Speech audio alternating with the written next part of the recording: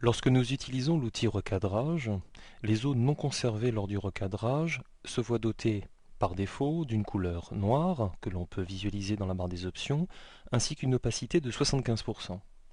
Dans le cas de figure d'une image dotée d'un fond blanc, l'utilisation de la couleur noire est parfaitement adaptée car parfaitement contrastée pour bien délimiter, pour bien visualiser la délimitation. Dans le cas de figure d'une image dotée d'un fond noir, ce n'est pas tout à fait la même chose, il serait beaucoup plus adapté d'utiliser une couleur qui serait plutôt quelque chose de clair.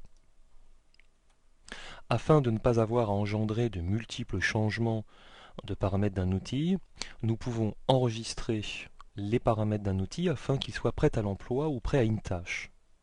Nous pouvons réaliser cela à l'aide des outils prédéfinis qui sont localisés en haut à gauche dans la barre des options et d'enregistrer en cliquant sur cette icône qui représente une feuille avec un coin replié ou bien par le biais de la commande nouvel outil prédéfini afin d'enregistrer les paramètres de cet outil une fois pour toutes afin qu'ils soient localisés quelque part dans le logiciel.